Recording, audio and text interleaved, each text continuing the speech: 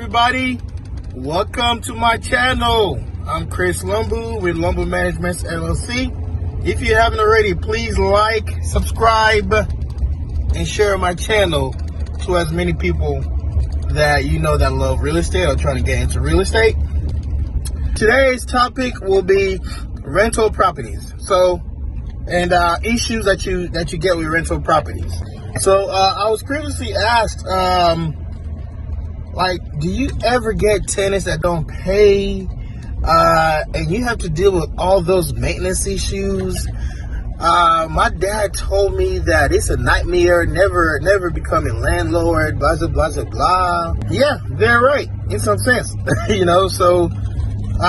a landlord is not an easy task, because you're responsible to make sure your property is maintained for the people who pay you rent. So it is your duty to make sure you provide a nice, safe haven for somebody who, in exchange, will pay you for what you provide. Now, do you always collect rent 100% of the time? No, you don't. And that's also for a different story. So a couple challenges I have had as a landlord. I've had to evict people for not paying rent. Yes, I've evicted people in this pandemic as well. What people don't understand is, being a landlord doesn't mean you make all the money. You still have taxes. You still have to pay insurance on that property. And sometimes you still have mortgages on those properties. So even if they don't pay, you still got to pay the mortgage. No, it's not back through federal, blah, blah, blah, and you're protected. And even if I was, I don't want to be backed up so much and have to pay all this crap, or it be added to my overall payments. So I need to come up with a way to make sure I collect my money right away. These rental programs to assist landlords to collect their pay and all that hoopla, they take so long. It takes months sometimes to get them. If anybody has been successful with it, please contact me. I need to know what the hell you're doing, because I would love to keep all my tenants and help through this pandemic. At the same time, I do not want to go bankrupt for not getting my rent collected. So clearly, you see, yes, you will have issues as a landlord. I've never had these many people not pay rent before. However, when I say these many people, I mean more than 10% of my units not paying rent.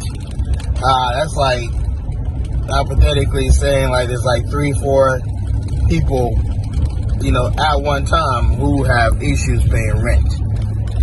That's not normal for me. So, yeah. Another thing you'll also may have issues with is legal issues.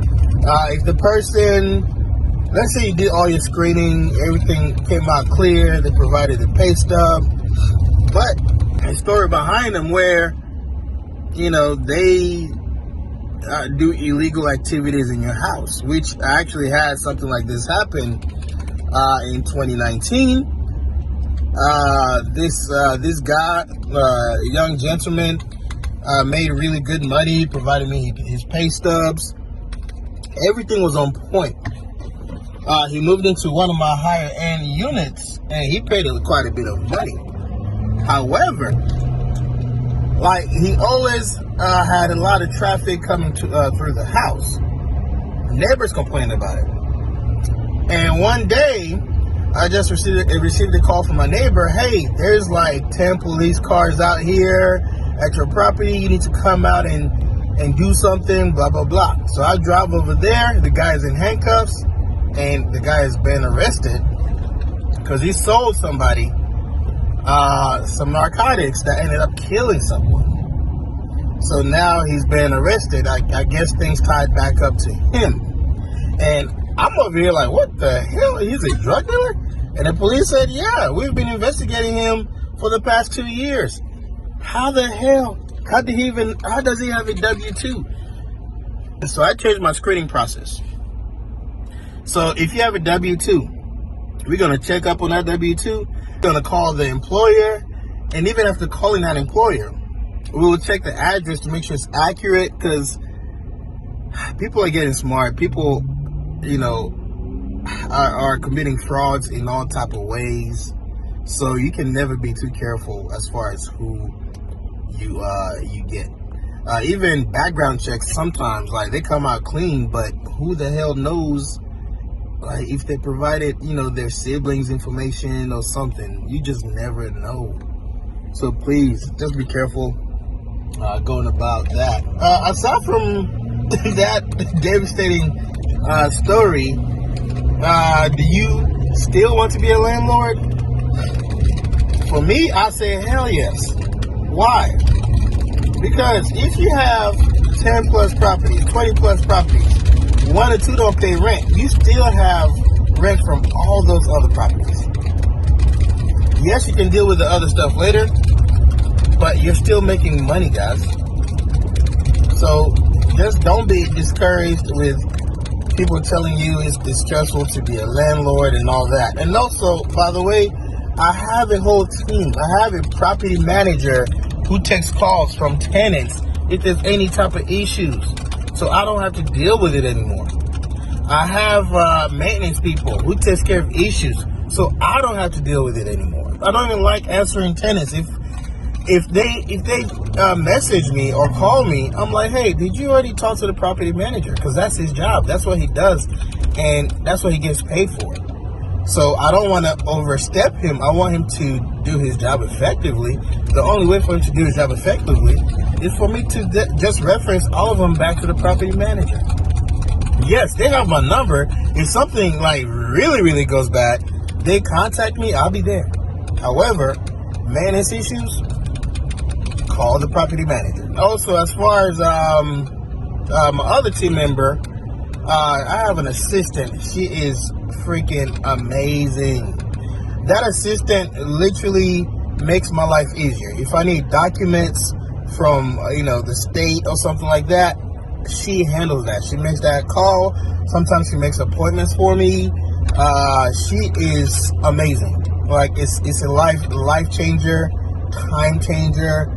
It's just freaking phenomenal.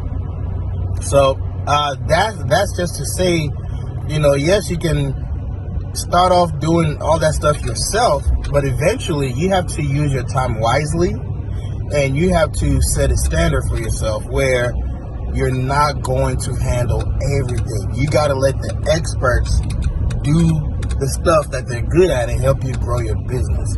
How do you grow your business? They bring you deals, they negotiate for you, they handle property management for you, so you can focus more on buying more deals. But there's so many more things you can do with your time than having to go fix a toilet or change a light bulb or change some filters. There's way more you can do with your time.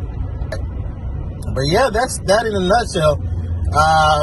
Yes, it's a little scary sometimes. And oh yeah, when you don't have a property manager and a tenant calls you, it's usually the worst thing going on. They are in a panic. They sound like outraged, and it makes you panic. Take a step back.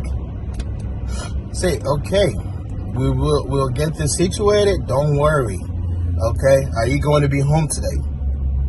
Okay, what time? If they're not going to be home, what time are you going to be home?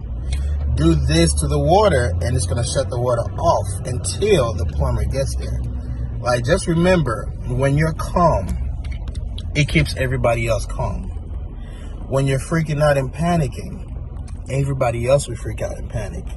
Just understand that you're in control of what's happening, and try to ease their mind, guys. All right, love y'all. Peace.